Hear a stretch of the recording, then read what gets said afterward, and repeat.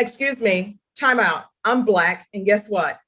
I'm not wearing a do-rag on the screen because I'm in a courtroom. So everybody go get your wrap on. What did she just say? I have no idea. First, you're saying you make money move. Don't know what that is. That's going to be $1,000 fine. All right, so today we've got an entitled Brat in court for unauthorized use of a vehicle, and this thing goes downhill before it even starts. The second she walks in, she decides her do-rag is the hill she's gonna die on, and Judge Boyd isn't having it. This isn't just attitude, this is open warfare with the bench. You can see Boyd's patience evaporating real time, like the courtroom's on a shot clock. It's wild how something so small becomes a full-blown meltdown that overshadows the actual charges. And let's be real, unauthorized use of a vehicle is already a solid ticket to legal trouble, but she somehow finds a way to make it even 10 times worse. Do you think Judge Boyd handled this case right, or did she fail the public by going way too easy on her? Let's go ahead and dive in. Just 1 second, I'm sorry. Ms. Trevino? Yes, ma'am. Are you wearing that headdress because that's your religion, or is there something else going on?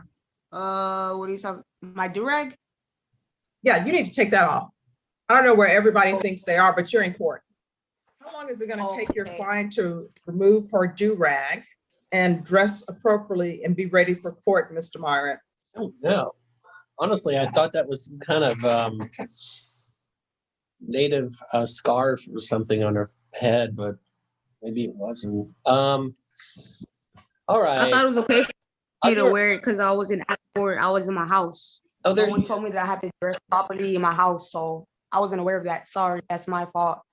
No, you're in a courtroom. And honestly, I don't know why anyone would want to be seen in public with a do-rag.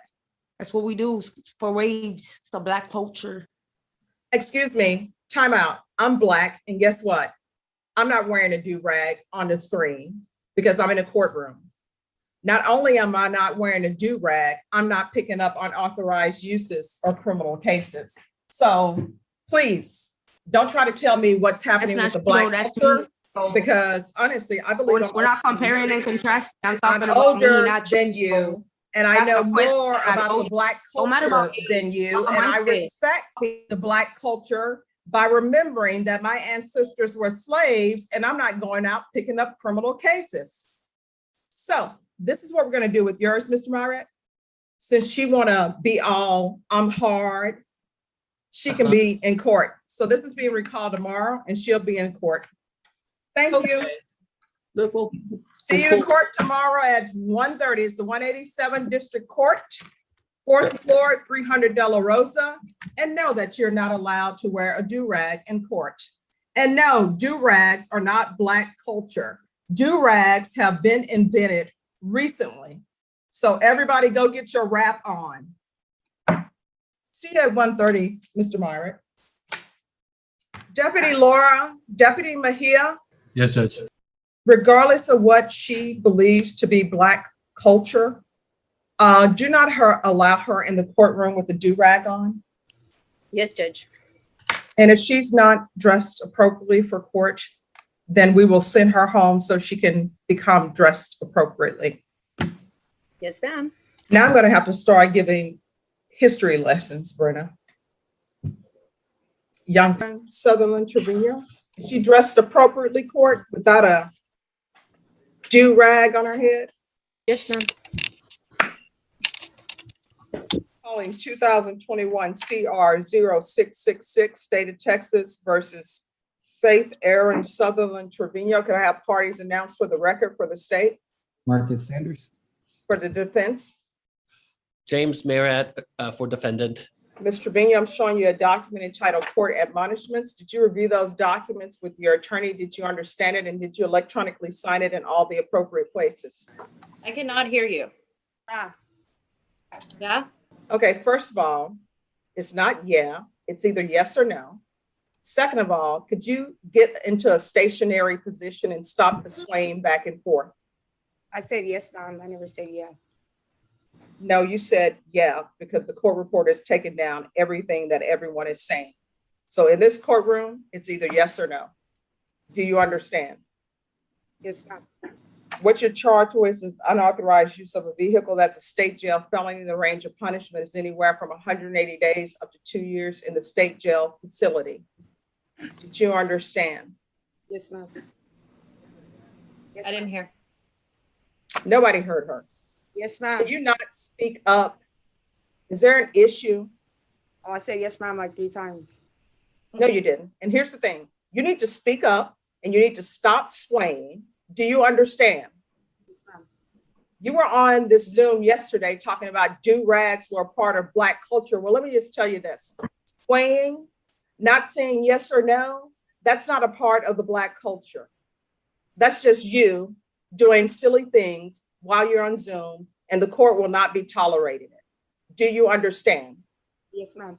Did you understand if the court were to grant your application for deferred adjudication, if for any reason your deferred adjudication were revoked, the court could sentence you up to 2 years in the state jail facility and up to a $10,000 fine? Yes, ma'am. Next, I'm going to show you what's entitled plea bargain page. Did you review that page with your attorney? Did you understand it? Yes, ma'am. According to the plea bargain agreement, the state is requesting a $1,000 fine, recommending deferred adjudication. There's to be no contact with Shakaria or Shakira Baker, Shukria, or Shukia.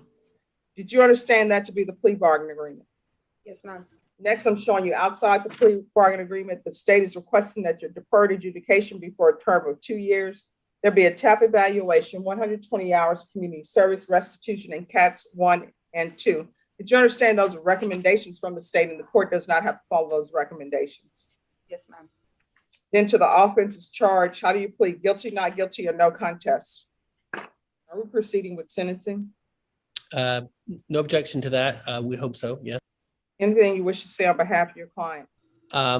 Well, in the fact that she's really on her own and she's doing her best. I think she just has to be careful of the company she keeps, but she doesn't have, to my knowledge, alcohol or drug issues at this time.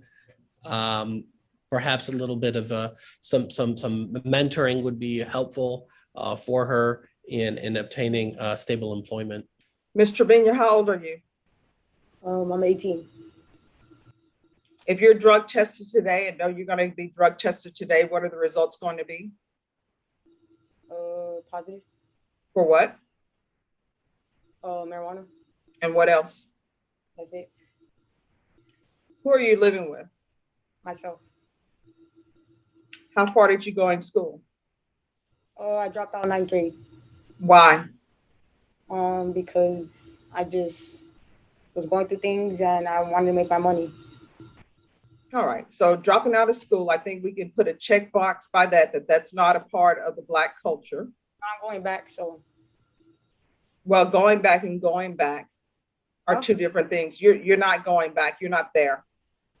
I am there. I got my computer. I already went back. I go to CAN. What did she just say? I have no idea.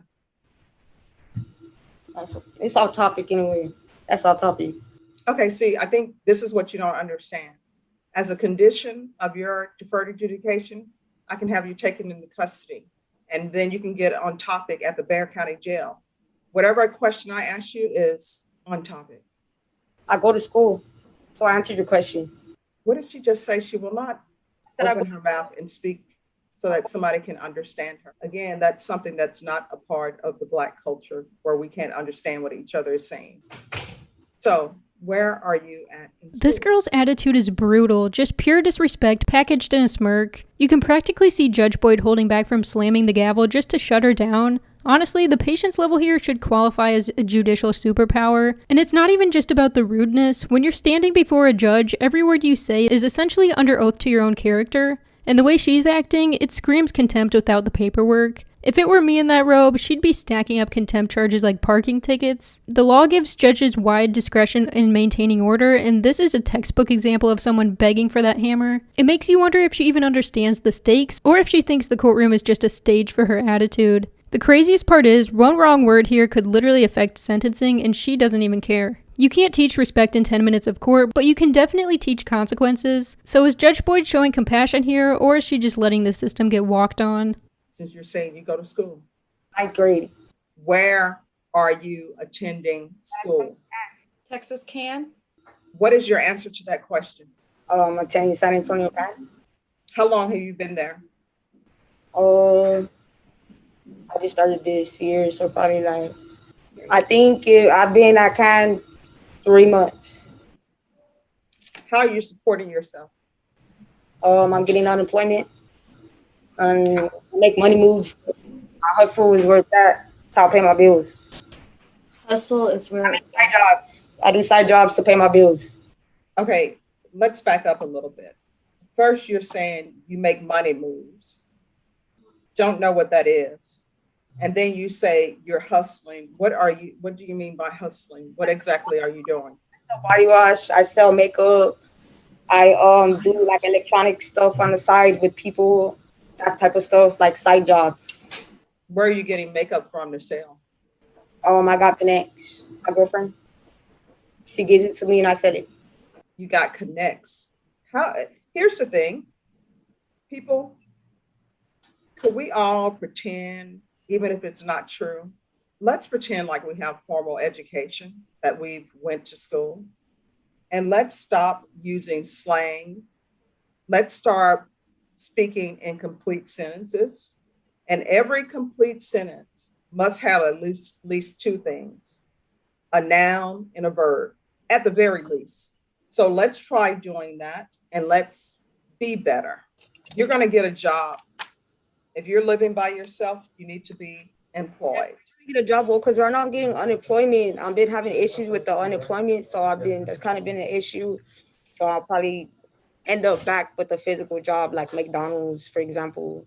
And that's no, I mean, what I'm telling you is you are going to have a job. Oh, yeah. Collecting unemployment means, the very definition of it means you don't have employment because you're unemployed.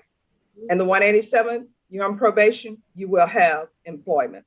That's going to be $1,000 fine. No, I'm not probating it. 2 years deferred adjudication.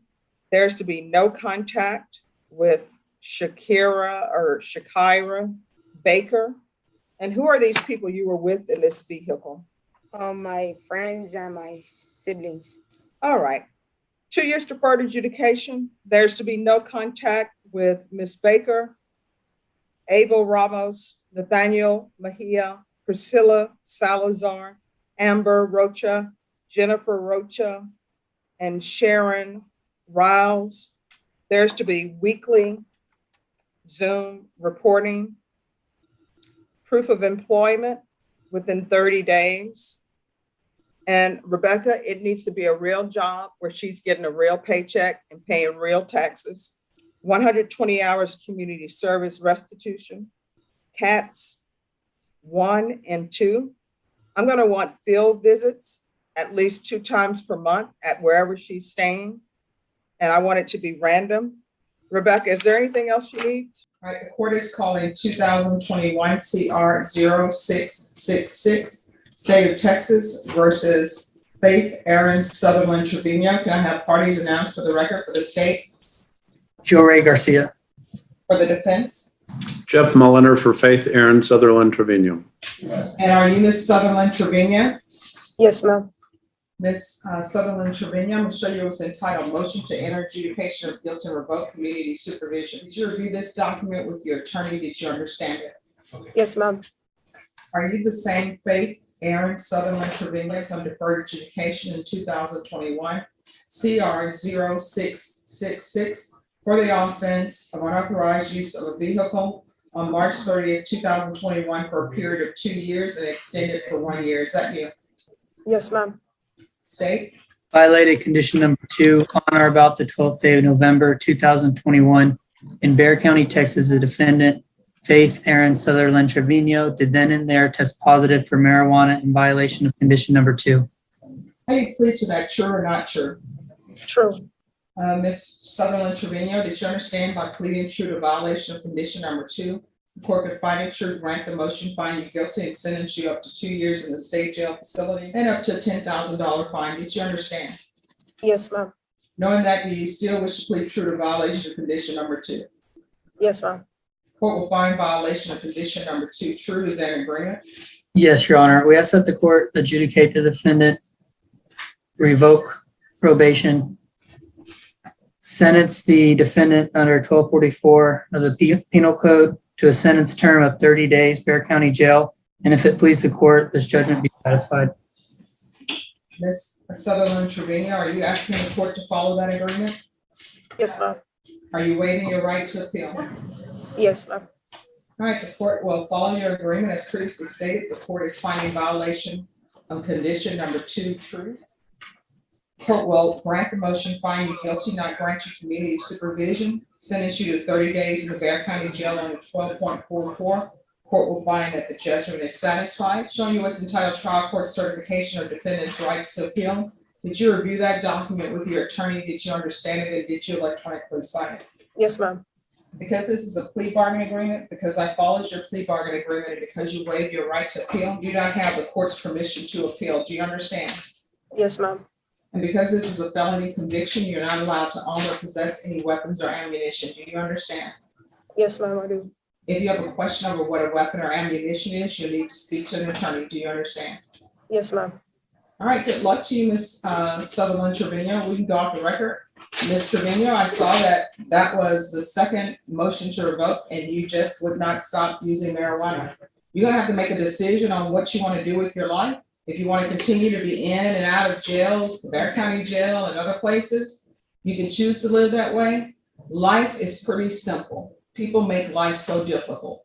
If you follow many of the rules, everything will be just fine. That case was a circus and clearly not the last chapter. A little update, she was arrested again on July 2nd of 2025 for aggravated assault with a deadly weapon, now sitting in jail on a $50,000 bond she can't make while waiting for indictment. If that doesn't scream lessons not learned, I don't know what does. Judge Boyd gave her chances in these hearings, but honestly, maybe being too lenient was the real mistake. It's the classic courtroom gamble. Go soft and you risk unleashing someone who doubles down on bad behavior. And here's a wild legal fact. Repeat offenders can sometimes face habitual offender enhancements, meaning one stupid mistake today can multiply into a decade behind bars tomorrow. This isn't just one brat acting out, it's a preview of how unchecked disrespect corrodes the whole system. Do you think Judge Boyd's patience helped or hurt here? Let me know in the comments. Thank you so much for watching. Don't forget to like and subscribe, and I'll catch you in the next one.